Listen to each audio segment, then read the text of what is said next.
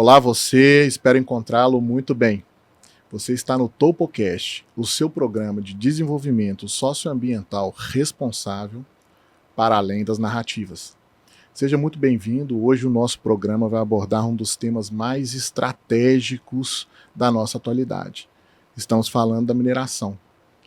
Mais do que uma atividade econômica, hoje nós temos um contexto de soberania nacional, de tecnologias diferenciadas que são implantadas nesse sistema, assim como os dilemas, quando a gente traz a mineração ilegal, os legados que se deixam para os territórios a partir da exploração dessa atividade econômica.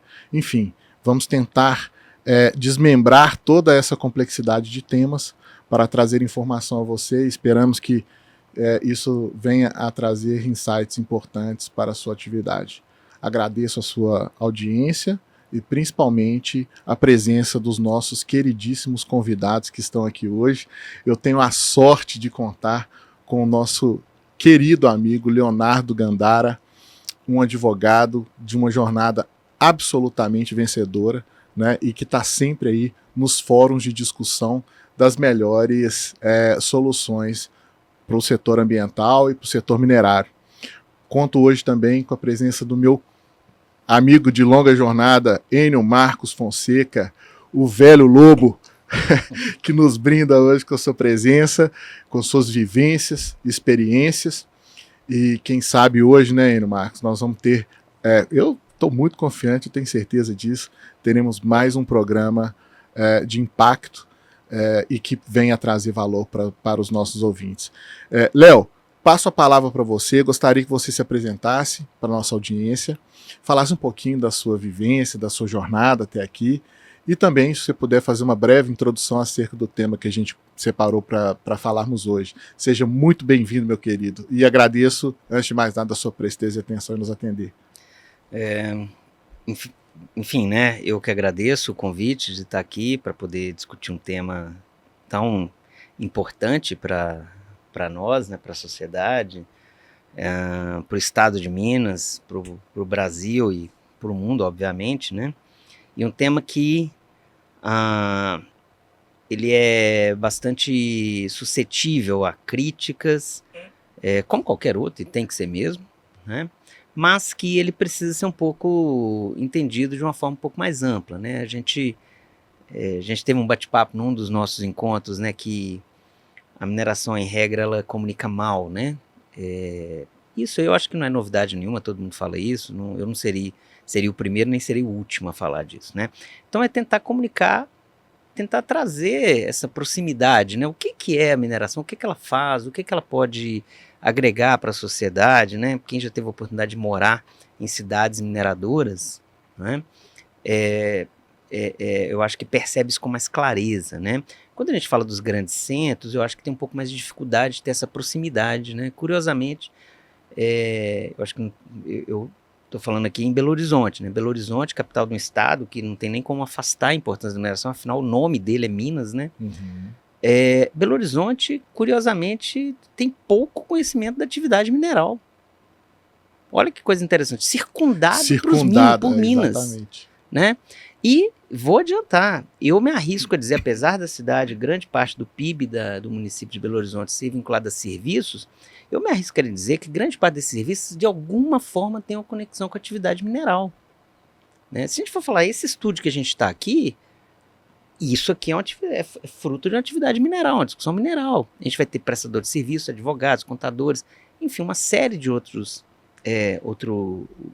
serviços, que de alguma forma estão ligados à mineração. Sim. Eu particularmente, eu chego na garagem do prédio onde eu moro, do condomínio, tem lá uma caminhonete com o logo de uma empresa de mineração. Eu nem conheço meu vizinho que está lá, prestador de serviço, ou seja, será que os outros vizinhos sabem dessa importância da mineração para essa atividade, Enfim, mas você pediu para eu me apresentar, meu nome é Leonardo, como você havia falado,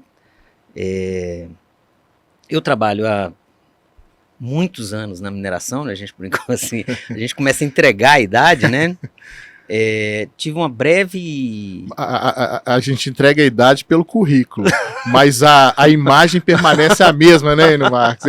É o mesmo Gentileza. cara, ele não envelhece de forma alguma. Parabéns. Gentileza. Depois passa a fórmula ao final do programa.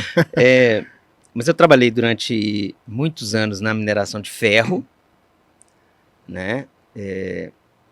Um período... hoje eu trabalho na mineração de ouro. E entre esse período da mineração de ferro para a mineração de ouro, eu trabalhei, de certa forma, está conectado com a atividade de mineração, porque eu trabalhei na reparação de desastres. Né? No caso do desastre da barragem de Fundão, né, que aconteceu em 5 de novembro de 2015. Eu trabalhei no processo de reparação. E aí, começando até disso, né, a gente vai falar aqui hoje sobre a importância da atividade de mineração. Então, quando eu falei aqui, mineração de ferro e mineração de ouro. Só nisso a gente já tem uma discussão interessante. Quando a gente trata toda a mineração como um setor único, já tem uma impropriedade aí, se a gente for analisar. Existem várias minerações. Sim. Né? Existem várias minerações. É a mesma coisa a gente falar assim, atividade de... atacadista é um setor único, é tudo homogêneo. Não é, a gente vai ter hipermercado, supermercado, mercearia, não é mesmo? É a mesma lógica da mineração. Eu tenho mineração de ferro, mineração de ouro, de cobre, a mineração artesanal, eu tenho mineração de agregados de construção civil. Sim. Né? E esse setor, outra impropriedade que eu acho que as pessoas têm, ou que as pessoas, o senso comum, é achar que a mineração é representada por 2 ou 3 empresas gigantescas. Não é. A maior parte das empresas de mineração não é transnacional, não arrecada bilhões de dinheiro. A gente tem mais de 8.000 empresas de mineração no Brasil. Né? Então, ou seja, é uma atividade que emprega muita gente, é uma atividade que está espalhada em todos os estados e municípios brasileiros. De alguma forma a gente vai ter uma conexão com a mineração. Então não é aquele negócio que está lá no meio do Pará, não, aquilo lá está muito distante. Não. Está aqui na sua vizinhança, quando você vai no depósito de construção comprar brita. Está nesse microfone que a gente está usando aqui para fazer esse programa. Exato. Ou seja, e é um universo multitemático, né, Léo? É algo que realmente se entrelaça em diversas camadas, né? Política, tecnológica, social, ambiental, da justiça. Tudo, né? Tudo. E, por que não, eu diria, a soberania nacional, a discussão sobre soberania nacional passa pela atividade da mineração. Olha, pessoal, só fazendo um parênteses, o Léo é tão generoso e tão humilde que ele não quis dizer aqui o currículo dele. Ele só mencionou alguma coisa, mas o Léo Gandara hoje, para mim, é uma das maiores referências do Brasil no direito minerário e ambiental, por que não? Né? Ele está vinculado a todas as discussões, as principais, eu diria, que moldam esse setor aqui. Te peço licença, Léo, para passar a palavra para o velho Lobo fazer a sua apresentação, meu querido. Mais uma vez, Felipe, eu gostaria de agradecer o convite por estar no Topocast. Nós que agradecemos, antes de tudo.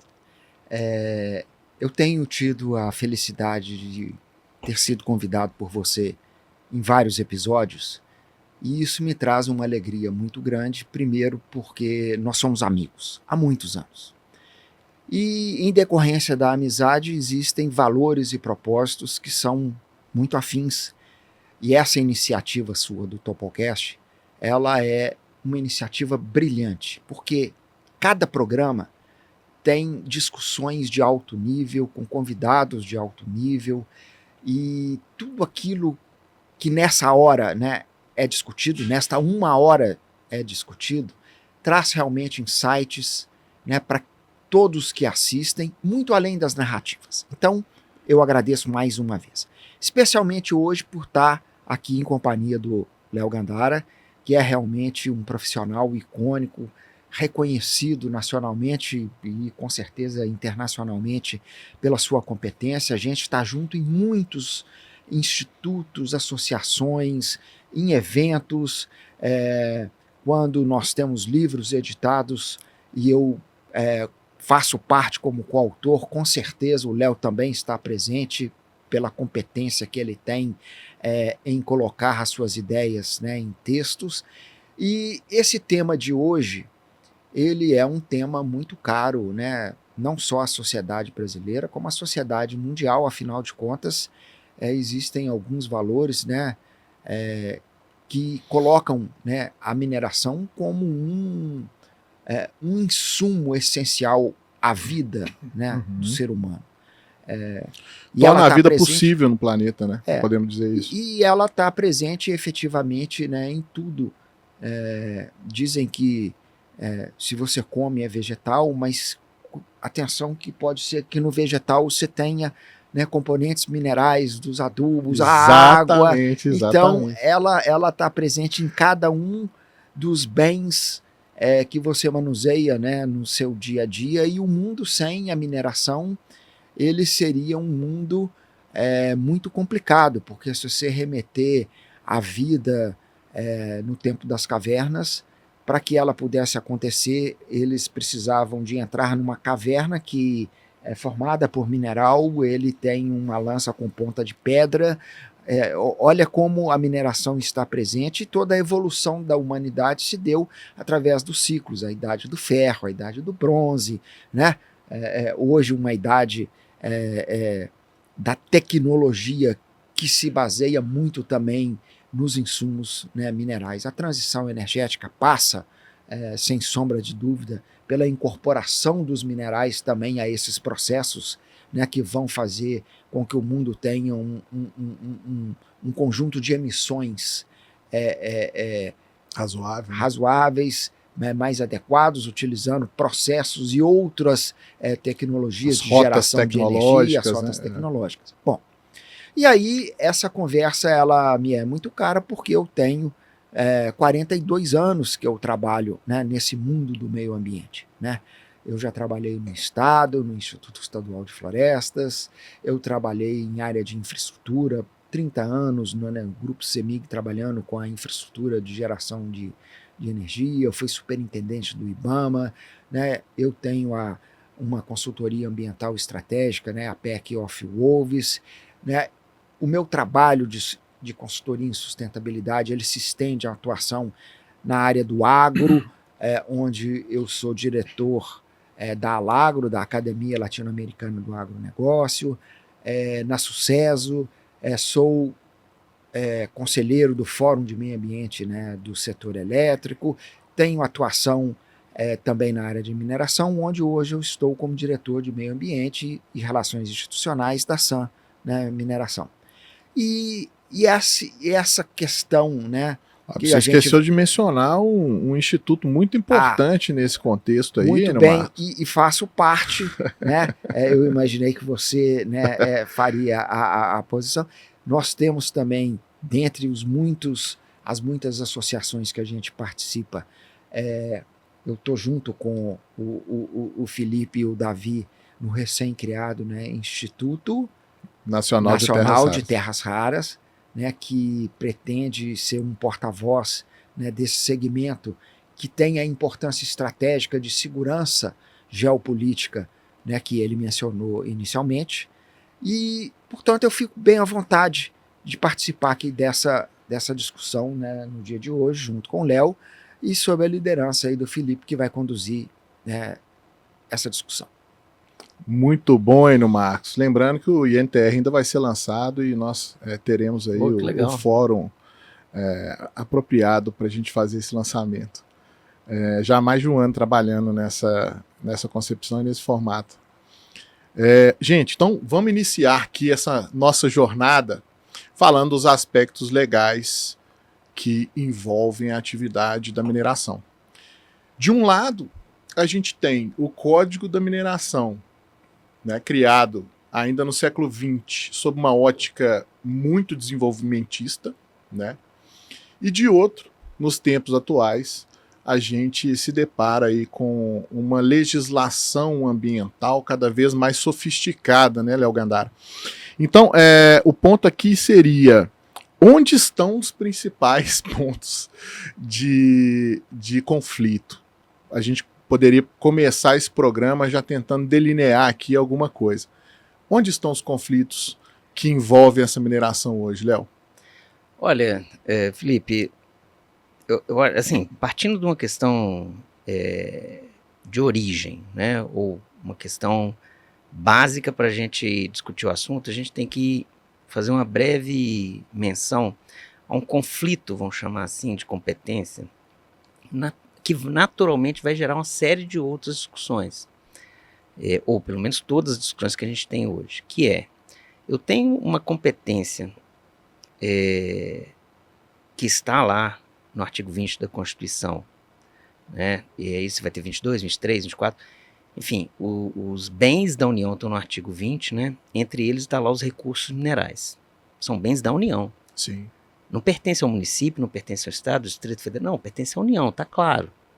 E tem uma certa coerência lógica o Constituinte que ele falou, olha, a competência para legislar sobre questões relacionadas a recursos minerais, metalurgia, mineração, é da União. Faz todo sentido, se o bem é da União, não é? Beleza, só que a gente vai para a discussão ambiental, proteção de florestas, de recursos hídricos, o que a gente vai ter? Concorrente. Uhum. Aí eu tenho competência concorrente, União, Estados, em alguns casos a gente vai ter até questões que os municípios também têm alguma competência residual. Isso é um movimento crescente, né, Léo? E aí eu vou ter já, de partido eu já tenho um conflito, eu tenho aqui o minerário, que é uma competência federal, completamente consolidado, não tem nenhuma discussão sobre isso. Se o Estado de Minas, o Estado do Pará quiser fazer uma lei que de certa forma vai avançar sobre a competência da União sobre o direito minerário, não há possibilidade, né? Existe uma certa discussão, por exemplo, como exemplo, em algum momento a Assembleia Legislativa do Ceará começou a discutir um projeto de lei para impedir a mineração de urânio no Ceará, né? Tem lá o famoso projeto Santa Quitéria. Sim. E eles desistiram porque já teve discussão que foi levada ao Supremo e falou, peraí, estados não podem legislar sobre questões minerárias, né? Nesse exemplo. Só que ambiental a gente vai ter essa competência que é concorrente, né? A gente está nessa discussão toda aí do PL, do licenciamento, né? Basicamente, eu não quero avançar sobre o seu papel aqui, mas assim, eu acho que é o reflexo, é a manifestação de anos e anos de conflitos, Sim.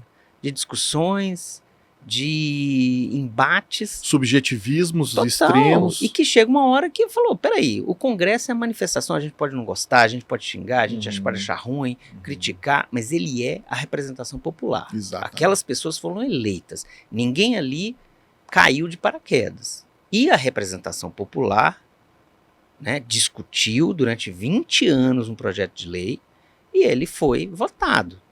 Ah, mas eu acho...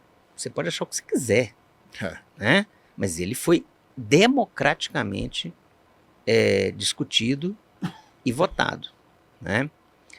Significa que eu estou defendendo corrente A ou corrente B? Nada disso, eu só estou falando o seguinte, olha, existe um... Até porque esse programa é para além das narrativas. Exato, então assim, o que eu acho não adianta eu ser casuístico, eu gosto da lei tal porque é interessante, porque eu penso. Não, peraí, eu tenho que respeitar, né? Quais são os fatos, evidências que estão balizando essa tomada de decisão? Exato, e o PL praticamente é essa resposta ao que você perguntou, né? Ou esse o conflito, início para essa ou resposta, início, né? exato, de enfrentar essa discussão que peraí, eu poderia falar de agro e de outros setores, mas nós estamos falando aqui de mineração e a questão ambiental. O Código de Mineração, que é da década de 60. 62, se não me engano? 67. 7. 67, veja bem, ele é claramente um documento do seu tempo. Uhum. E aí, tem gente que critica e tem muita gente que fala, olha, talvez o Código de Mineração ele mostrou uma longevidade muito interessante. Será que a gente não está no momento de repensá-lo? Né? De certa forma, a gente tem que afirmar, ele foi muito testado ao longo do tempo. Sim, né? sim. Agora, eu acho que um dos conflitos interessantes, para além, ou já parafraseando, né, para além das narrativas, né, a mineração ela tem basicamente, ela tem inevitavelmente, em qualquer lugar do planeta, ela vai ter 3 grandes características: rigidez locacional, intensivo de capital e elevado risco, né? Eu agregaria uma quarta característica que vai conectar com a questão do conflito e as questões ambientais, que ela é intensiva de território. Exatamente. Ela é intensiva de território, ela é intensiva de terra, de superfície. E aí, inevitavelmente, eu vou ter conflito, né? O que eu entendo é que talvez nós não estejamos tão bem aparelhados para a solução desses litígios, desses conflitos oriundos desse uso da terra. Ô, Léo, eu preciso te parar aqui para fazer um comentário. Eu acho que os cabelos, eu sempre falo isso, os cabelos nunca tão brancos à toa. Existem diversos instrumentos técnicos, científicos, capazes de formar conhecimento estruturante, mas por um motivo que eu tento entender isso há anos, no Brasil não se faz estudo de pré-viabilidade. Não se faz estudo de pré-viabilidade. Você tem a metodologia da análise de sensibilidade multicritério. Eu conversando com outras instituições fora do Brasil, qualquer projeto começa com a formação de um banco de dados completo, social, ambiental, em todas as suas estruturas, multidisciplinariedades. E aí, a partir, né, da aplicação de um método que é já sacramentado aí há muitos anos, você tem a possibilidade de parametrização dos principais aspectos relacionados ao território, sejam eles sociais, ambientais, exato, econômicos. E a partir desta parametrização você consegue dar peso e correlacionar estes parâmetros, gerando então no final um mapa de calor que vai te dar quais são as vulnerabilidades, quais são as potencialidades de serem implementadas ali. Mas por um motivo que eu tento entender há anos, a gente não aplica isso no Brasil. A gente não aplica, a gente não faz conhecimento estruturante antes do desenvolvimento das atividades que estão aí conflitantes, né? Vamos fazer aí 60 anos, no mínimo, né? 60 anos, ou quase 60, né, se for analisar. E óbvio, esses conflitos, a gente teve altos e baixos, né, nesses conflitos. E você tem uma heterogeneidade também desses conflitos dentro do próprio território nacional, né? O que eu estou querendo dizer com isso? Se a gente for falar por exemplo, da mineração no estado de Minas Gerais, que historicamente já está, de certa forma, consolidado, mal ou bem, está consolidado, trouxe muitos resultados, né? O conflito, eu diria que, inclusive, por exemplo, o judiciário já está com um repertório muito bem estruturado, né? Decide com muita rapidez, ou pelo menos considerando todo a lentidão judiciária. Você acha que isso é um vício, talvez, do judiciário brasileiro, de simplesmente aplicar os dispositivos e ponto final? Olha, meu sonho, Felipe, é que ele aplicasse. Entendeu? Nem aplicar, então, acontece. Aplicar. Eu vejo que assim, a gente tem hoje, né? Eu respeito bastante o judiciário, óbvio, né? Minha formação me leva a isso, né? No entanto, a gente vê uma certa forma assim eu não queria usar a palavra abandono, mas assim, existe deixar de lado o direito positivo, ou seja, o direito escrito. Exato. E basear suas decisões em princípios. Eu não estou falando que princípios não sejam importantes, mas o nosso modelo jurídico foi construído com base no direito positivo. Sim. E às vezes, para não tomar decisões que sejam, às vezes, antipáticas. E na minha concepção, na minha formação acadêmica, o judiciário não se preocupa com a opinião pública, né? Ou ele não se preocupa em tomar decisões antipáticas, né? Ele se preocupa em tomar decisões baseadas na lei. Se não tem lei, ele não tem de onde tirar a decisão dele.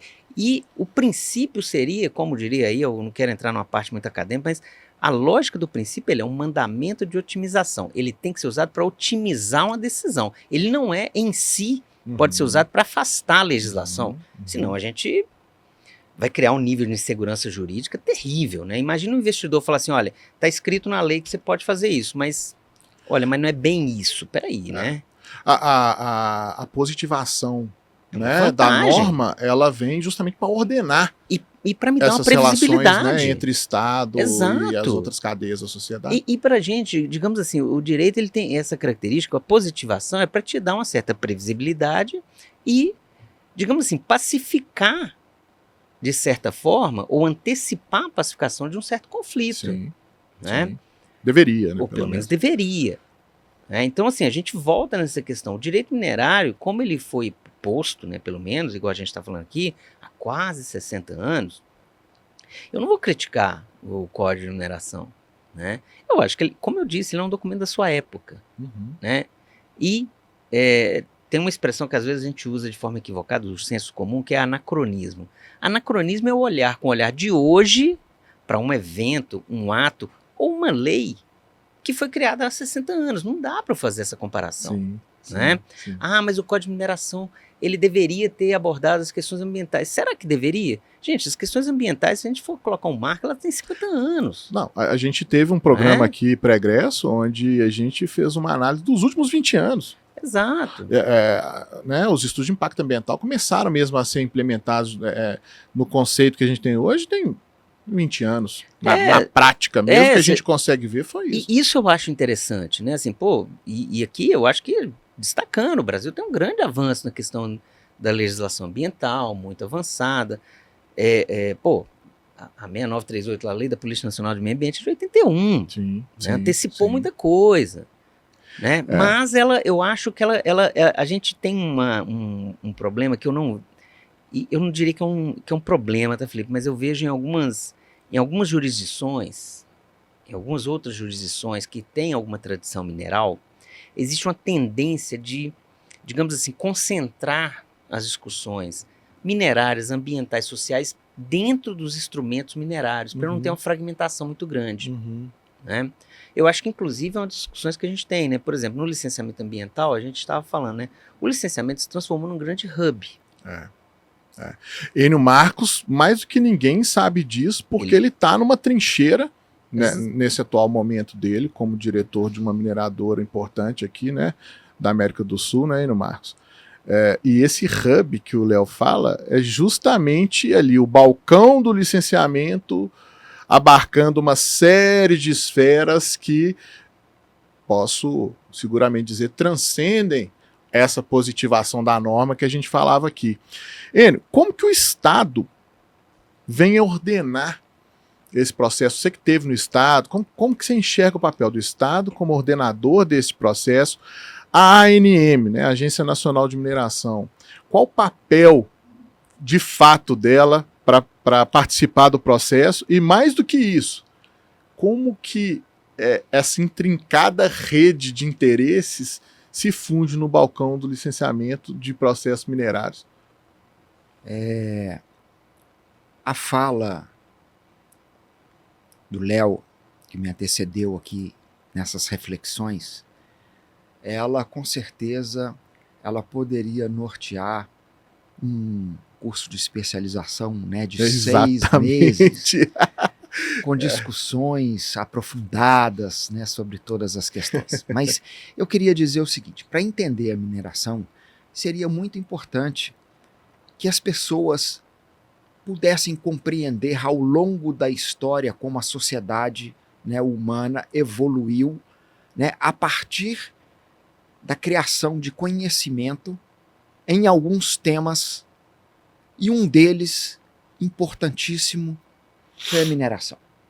Em cada um daqueles ciclos que eu mencionei anteriormente, a era do bronze, a era do ferro, a era do minério, o processamento desses minerais para produtos que serviam no dia a dia.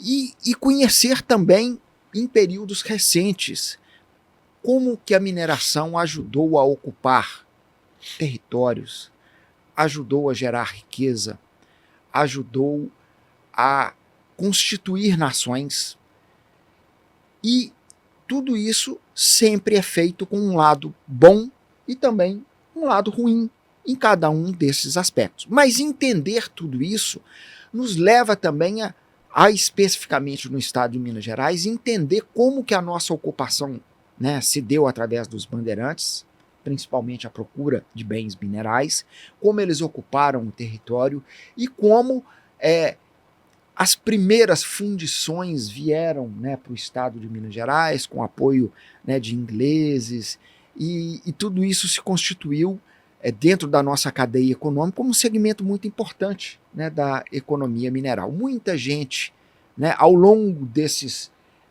anos, até séculos, né, viveu da atividade de mineração.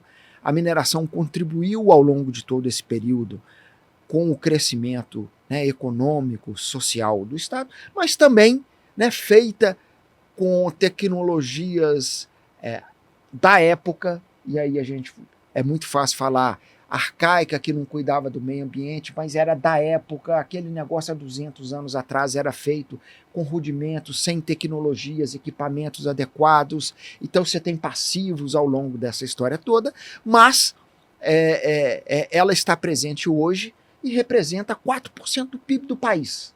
São, né, 8 mil empresas de toda a ordem, do ponto de vista de porte de atividades de mineração. E isso tem uma grande importância. E, sem sombra de dúvida, o Léo fez um comentário sobre a história da capacidade de comunicação. Esses grandes segmentos estão se preparando para melhorar, e já estão praticando isso, seu processo de comunicação, e o agro é um bom exemplo, né, que trabalhou com muita eficiência, aquela história, o agro é pop, né, o agro é tudo. Isso melhorou significativamente uma percepção da sociedade, mas o agro continua apanhando, né, de uma maneira muito robusta, ainda por valores ideológicos, e sobretudo narrativas e valores econômicos, que muitas vezes se apresentam como valores ambientais, de qualidade de vida, de alimentação, mas são econômicos, né, que estão por trás.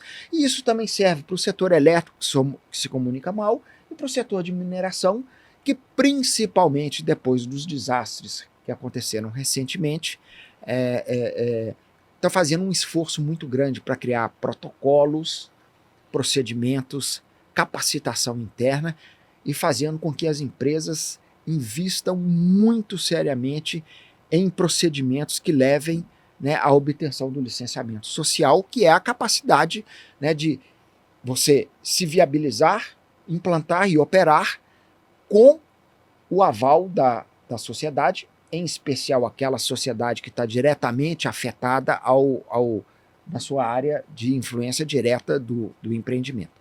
Mas os episódios que aconteceram, eles foram muito marcantes, e eles ainda deixaram feridas muito grandes, né, a percepção, né, da sociedade. Porque foram muito graves, né? Foram muito graves, sem sombra de dúvida, e leva muito tempo, e a gente sabe disso, muito esforço, e não é apenas um esforço de visão estratégica de setor, é esforço individual de cada uma das empresas para sensibilizar aquela comunidade que está no seu entorno, que é de onde vem muitos empregos e que vem retorno financeiro para onde ela está instalada, e melhorias de qualidade de vida, e também para a atuação das prefeituras e órgãos pelas taxas, né, geradas. Então essa complexidade desse tema todo leva a um ponto fundamental, que é o seguinte: sem regras vivemos a barbárie. Esse é um ponto. E aí a gente olha, né, para um país como o nosso, que gosta de leis para tudo, onde nós temos então uma Constituição que trata essas questões, temos 60 mil normas que estão ligadas aos aspectos ambientais, temos as normas do direito minerário, e aí você olha e fala assim: como que você disciplina todas essas questões?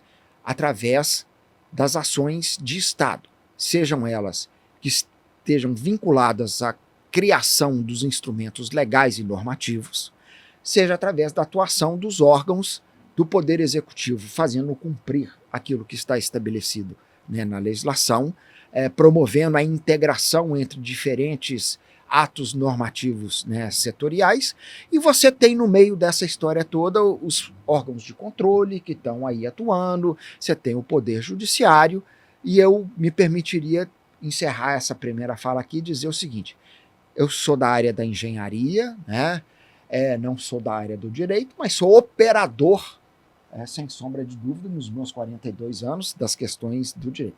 E diria que um grande conflito que nós temos é o ativismo judicial, que atua de uma maneira subjetiva, muitas vezes fazendo interpretações daquilo que está escrito no corpo da lei, trazendo insegurança jurídica para todos os atores que estão envolvidos.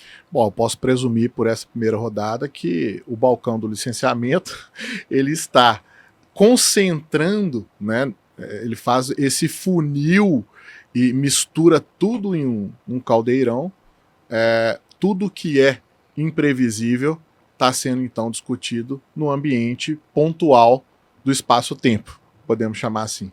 Né? Ou seja, toda essa insegurança de todos esses aspectos, da falta de conhecimento geral, a gente pode falar assim, da falta de interpretação correta da legislação, da multiplicidade de fatores jurídicos, técnicos, sociais, a parte ambiental e a social hoje se funde dentro dos princípios de sustentabilidade que a gente tem no mundo hoje. Então, assim, o balcão do licenciamento hoje está transcendendo e muito o seu papel.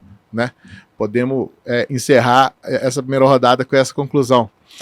Mas eu gostaria de abordar agora o tema da mineração ilegal.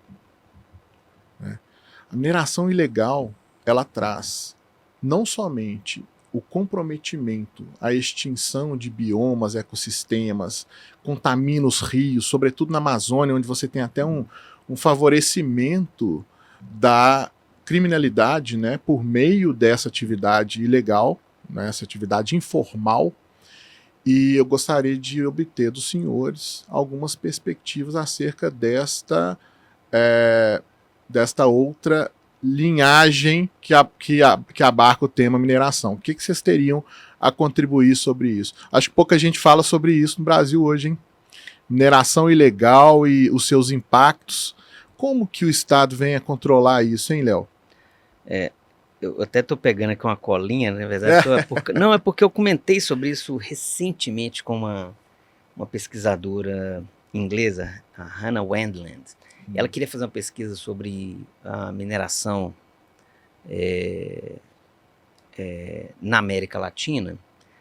Eu falei, não vou ser tão, como é que fala, prepotente e falar que eu posso falar sobre a América Latina. Eu posso falar sobre male, eu posso falar sobre o Brasil. Poder você pode, Léo, você sabe. E aí eu comentando com ela de algumas coisas, que ela me perguntando sobre questões, igual a gente está falando aqui, né? E eu comentei para ela, olha, eu acho que um tema que você deveria abordar, e ela está escrevendo um artigo sobre esse tema lá na Inglaterra, é a mineração ilegal e o envolvimento com o crime organizado. Né? Ela, como assim, né? Ela falou, cara, isso é uma coisa super séria no Brasil. E não é o Leonardo que está falando. A gente já tem... Estamos cansados de ver nos últimos, me arriscaria dizer, uns 10 anos, né? Publicações, seja acadêmicas, mas na imprensa também de ampla divulgação, né? Sobre a mineração ilegal e a conexão com o crime organizado, né? Eu não sou especialista em crime organizado, mas sei que algumas facções já estão usando, inclusive se internacionalizaram, e estão usando a atividade de mineração para lavagem de dinheiro, né, para diversificação das atividades. Olha que coisa interessante. O crime organizado tem ele penetrado em diversas cadeias de valor. Exatamente, isso é sério. Sério. Né? E existe e quando a gente está falando, não é que o crime organizado, ele não é aquele...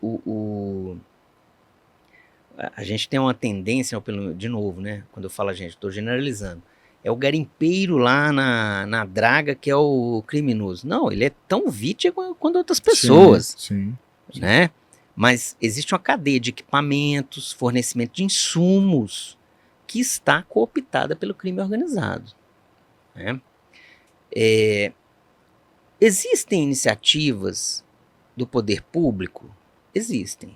Talvez elas não sejam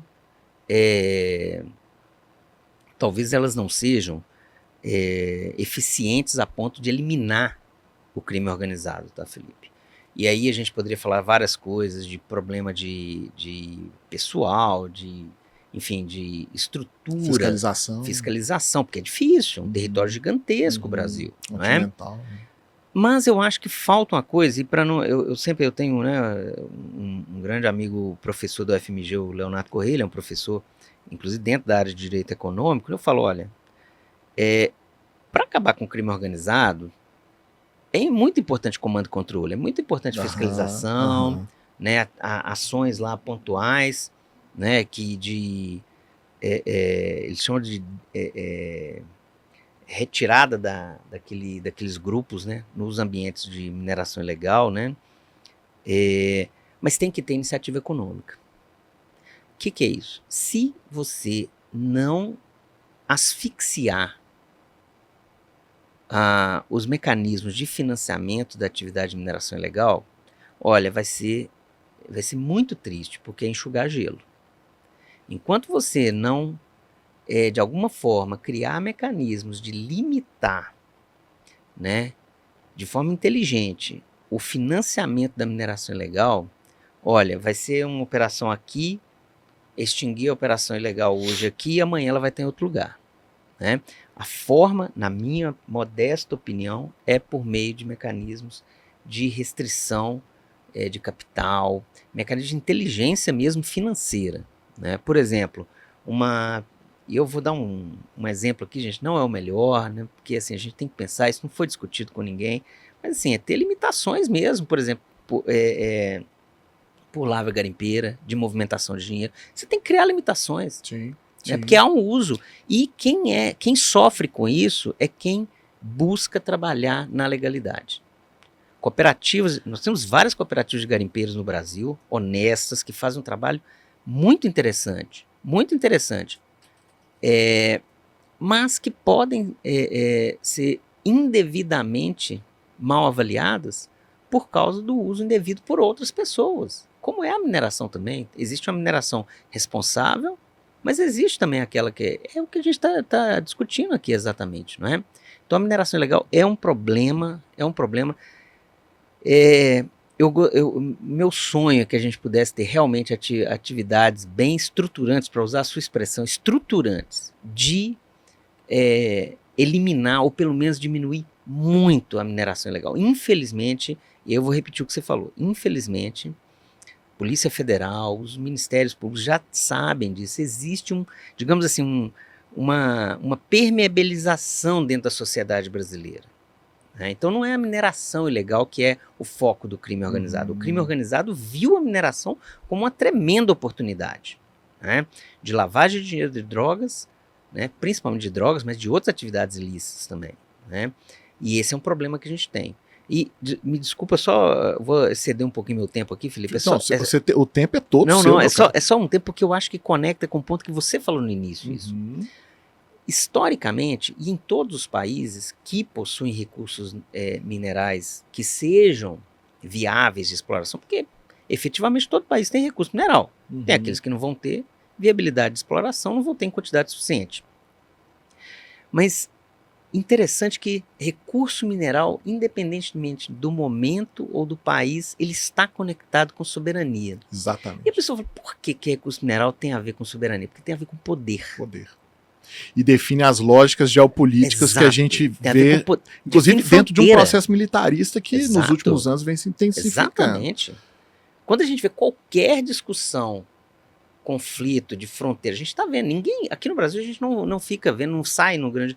disputa da República Democrática do Congo com Ruanda, na fronteira, por causa de uma digamos assim, de uma pequena reserva mineral, pequena do ponto de vista geográfico, né? Tá lá uma disputa fronteiriça. A gente poderia citar várias aqui no mundo. Sim. Né? Então, recurso mineral, E não é só conhecer o recurso, se apropriar dele é um ato de soberania. Aham. E soberania se manifesta em forma de poder. O poder é o poder de se autodeclarar, de fazer frente numa discussão comercial, né? Então, Ô, Léo, quando eu deixo o crime organizado, eu estou fazendo o quê? Eu perco poder. nós estamos falando aqui de uma falta de interesse do Estado em se fazer com assertividade a gestão do território, Exato. certo? E aí eu acho que se a gente joga luz para a questão da mineração ilegal, olhando pontualmente para esta questão, a gente pode perceber que essa permissividade do Estado com relação ao desenvolvimento dessa atividade, ela inevitavelmente está ligada não só mais com a informalidade, mas com a criminalidade. Né? Sim. E aí,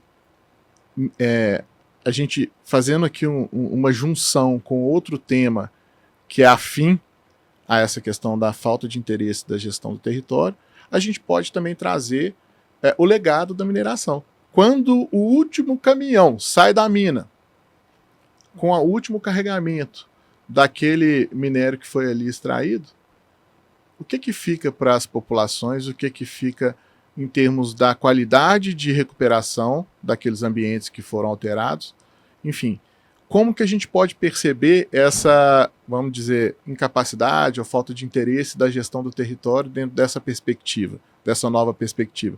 O que os senhores teriam a contribuir? Bom, esse é um tema realmente complexo, tormentoso. Mas eu queria... Aqui, Oino Marcos, aqui no Topocast a gente só traz temas complexos, porque Isso. a qualidade dos convidados é enorme. Então, a gente tem que julgar a gasolina na fogueira para a gente poder tirar o máximo de vocês, tá? Tá.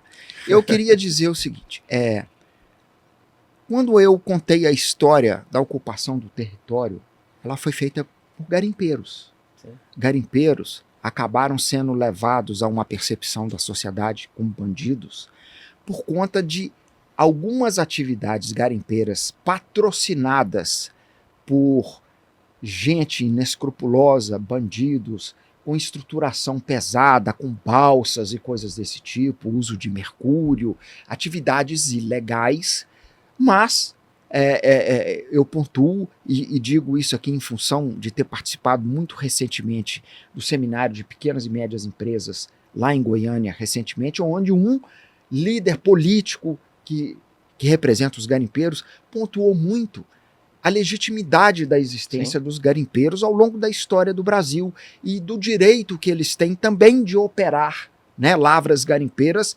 regularizadas. Bom, aí quando a gente fala da questão, né, da ilegalidade, e foi mencionado, né, a Amazônia, eu vou lembrar um episódio da minha vida. Eu ainda trabalhava no Instituto Estadual de Florestas, eu tinha voltado do Chile como especialista em prevenção e combate a incêndios florestais. O presidente era o José Sarney, o Zé Carlos Carvalho, que foi o nosso ministro, secretário, ele estava em Brasília, o general Baema Diniz implantou um projeto para a Amazônia chamado...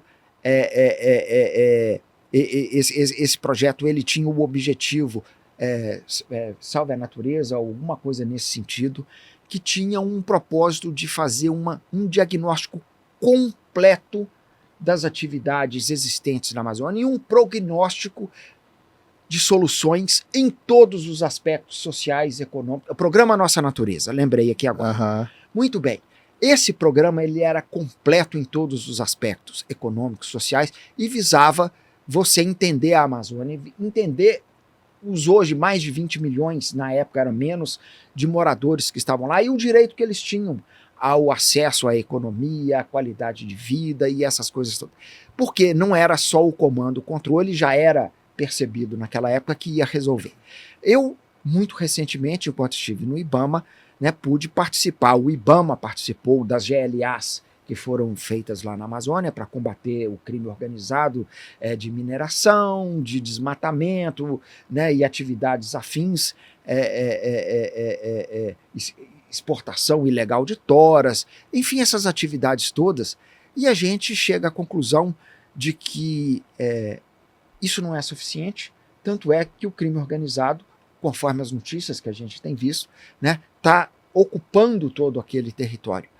O ex-ministro Aldo Rebelo, né, que conhece muito bem a Amazônia, ele disse que um prefeito amigo dele falou, olha, eu estou perdendo para a minha juventude aqui, eles estão indo todos para o tráfico, abandonam a escola, e a maior fonte de renda hoje do meu município é o tráfico que está tomando conta disso tudo. Então tudo que é ilegal realmente traz um prejuízo fenomenal para o país, traz um prejuízo para a economia, traz um prejuízo para o meio ambiente, porque não segue as regras, não utiliza as boas práticas e nem os melhores processos de engenharia para fazer as atividades, no caso, nós estamos dizendo de mineração. Então, tem que ser efetivamente coibido, mas não basta ser apenas com comando e controle e lá explodir, né, os equipamentos, porque esse pessoal, com tanto dinheiro que isso movimenta na ilegalidade, repõe as balsas, repõe recursos financeiros para voltar, né, a ocupar, constrói novas pistas de pouso, além daquelas que foram explodidas.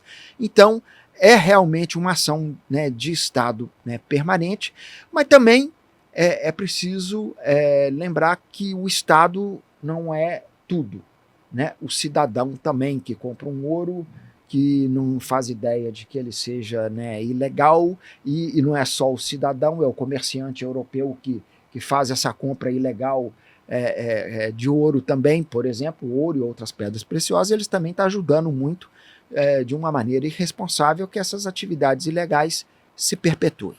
Pois é, e aí vamos olhar para frente então, diante desse contexto todo que a gente traçou com relação o legado, seja a mineração ilegal ou depois que ela se encerra no território, o que a gente poderia apontar como possíveis soluções para uma restauração de fato social, ambiental? Hoje aqui em Minas nós estamos discutindo, né, as DRDHs, nós estamos em consulta pública para verificar aí uma série de pontos que já estão até desatualizados com relação, né, a pagamento por serviços ambientais, a parte, né, de gestão de recurso hídrico aqui. O que vocês podem contribuir nesse aspecto da restauração? Ou quais são os pontos principais a serem abordados em novas políticas para a gestão desse território de uma maneira adequada? Olha, eu acho que, assim, eu tenho a opinião que a mineração, via de regra, ela traz um legado, ela deixa um legado bastante interessante para os territórios onde ela existe, né? Você imaginar, por exemplo, eu estudei em Ouro Preto, na Universidade Federal de Ouro Preto. Qual seria a hipótese de, no século XIX, instalar uma escola de farmácia? Primeiro foi a escola de farmácia, depois a escola de Minas, depois a escola de Direito. Se a gente imaginar que Ouro Preto, no século XIX, Vila Rica, né, provavelmente era o meio do nada. Né? A única hipótese de você interiorizar o desenvolvimento foi por meio da mineração. Vamos deixar isso claro. Isso é fantástico. Isso é fantástico. Essa visão é fantástica. Não é? É a mineração, ela interiorizou o desenvolvimento. Não é? Permitiu, e aí a gente ainda sofre dessa má distribuição demográfica brasileira, que a gente tem 54% que vive a 150 quilômetros do litoral, né? E efetivamente, né, se a gente for analisar, para falar do agro, que você bem falou, né, toda essa interiorização foi iniciada quando a gente fala muito de Ouro Preto, dos bandeirantes paulistas por causa da Serra do Sabarabuçu, né, quando começa a exploração mineral aqui em Minas, mas do mesmo jeito que eles vieram para o lado de Minas, eles foram para o lado que hoje a gente chama Cuiabá, que é uma cidade que inclusive tem um status de um garimpeiro, né, assim. Então toda essa interiorização foi feita na base, assim, do suor, muito sangue de gente que enfrentou esse desafio. Então, vamos lá, isso já é um legado, a interiorização, né? Ou seja, muitas vezes o que a gente vai vir a discutir como solução para um impacto, em tese, negativo, é a execução da própria atividade. Exatamente. Esse é um insight Isso tem a ver com fantástico. soberania também. Esse é um tá? insight fantástico. E eu vou associar com um programa que nós fizemos, você estava presente, né, Marcos, falando sobre o asfalto, sobre o papel social do asfalto. Que as pessoas não consideram isso. Você tirar o barro, a poeira da porta das pessoas é um mecanismo de controle para material particulado, enfim. Dignidade, ou seja, a própria atividade já chega a ser um Sim. legado. Assim? Energia. Por que não? Né? Porque assim, se a gente imaginar que a maior parte das atividades de mineração acontece em função da rigidez locacional em lugares que, via de regra, são deficientes de estado, de infraestrutura, e em muitos casos é a atividade de mineração que proporciona essa criação dessa infraestrutura civilizatória, inclusive. Tá? E aí é interessante, a gente poderia citar vários casos aqui, né? Mas, por exemplo, se a gente pensar o estado americano mais rico, todo mundo pensa imediatamente, não, o estado mais rico é a Califórnia. Né? A Califórnia foi criada por garimpeiros. Uhum. Né? O time de futebol americano, eu gosto de usar esse exemplo, né? O 49ers, né? 49, San Francisco 49ers. Por que eles chamam 49ers? Porque a corrida do ouro foi descoberta o ouro em 1849. Então a forma de homenagear. Olha que legado. Isso é legado, é cultural. Né? Se a gente for ver na Alemanha, né, o interior da Alemanha, com a conexão que existe com a atividade de mineração de carvão, que hoje é demonizado. Sim. Né? Atividade de mineração de ferro. Né? Mas há que se dizer, né, Léo, se você me permite, até a gente já caminhando aqui para o encerramento, e até como um fechamento desse fantástico TopoCast, a gente pode dizer que essa questão, ela diz respeito também a para onde que essa riqueza que é gerada, que é extraída do território, para onde que ela vai? Porque no nosso caso foi para fora. Né? No caso da Califórnia, como você trouxe esse bom exemplo aí, provavelmente eles agregaram valor e esse ativo permaneceu. Né? Ou foi exportado com um valor agregado maior. Né? Então, assim, mais uma vez aí, ó, o papel do Estado faltando nesse ordenamento. E eu acho que isso... Eu estava outro dia escutando o deputado Diego Andrade, que esteve na FIENG fazendo uma rodada de conversas acerca da MP 1300, né?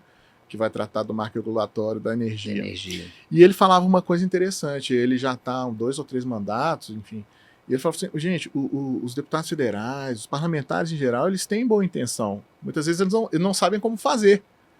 Então, eu acho que falta um pouco disso, e eu acredito muito no conhecimento estruturante como balizador de tomada de decisão, que a gente não faz. A gente aqui faz no erro e acerto. Gostaria, infelizmente, de ficar aqui mais 10 horas discutindo com os senhores esses temas, mas vamos encaminhar então para o fechamento. Por gentileza, Léo, suas considerações finais, deixa uma mensagem positiva aí para a gente continuar, né, imbuído desse espírito de desenvolver as discussões acerca do direito minerário, acerca das questões de sustentabilidade que estão inerentes a esse tema. E, por fim, já antecipando os nossos agradecimentos à sua presença aqui hoje, tá? Engrandeceu e muito o nosso programa, por favor. Eu que agradeço, eu acho que é uma iniciativa super bacana, assim, de utilizar todas as mídias, né, que a gente tiver novas, assim, que se só ficar publicando, é livro, é artigo, igual o Enio comentou, a gente atinge um certo público, mas talvez o podcast é uma mídia nova, né, assim, que atinge várias outras pessoas que de certa forma não teriam interesse até por outros temas, né? Então, assim, parabenizar vocês pelo trabalho que vocês estão fazendo no TopoCast. Acredito que a mineração, também não vamos usar uma expressão mais moderna, não é passar o pano, não é isso, né? Eu acho que a gente tem que ter discussões, você usou a expressão, né, para além das narrativas, né? A gente tem que ter discussões que sejam técnicas, adultas, né, sobre o tema. Né?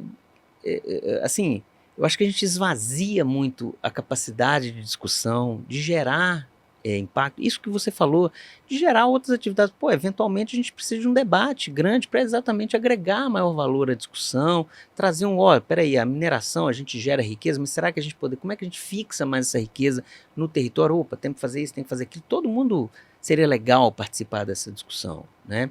E ao invés de vir na defensiva, de falar assim, eu não gosto Não gostar da mineração é a mesma coisa que você não gostar da lei da gravidade. Não adianta nada. Não dá para remar contra disso. Exato. Porque a gente precisa dela, né? A gente precisa dela.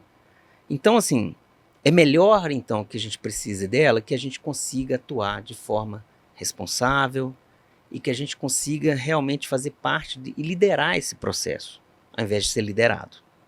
Na minha opinião, eu volto naquela questão que a gente havia falado, né? Temos uma oportunidade, uma janela de oportunidade muito grande para o nosso país. É um país ainda cheio de vulnerabilidades, cheio de problemas, muita gente precisando ser resgatada de condições muito vulneráveis, que eu acredito que a mineração pode ter um papel, como já fez ao longo de toda a sua história no Brasil, de resgatar pessoas e trazer essas pessoas para uma qualidade de vida melhor. Então, assim, no fim das contas, a mineração ela é fundamental para a gente melhorar a qualidade de vida da sociedade. Perfeito, muito obrigado, Léo.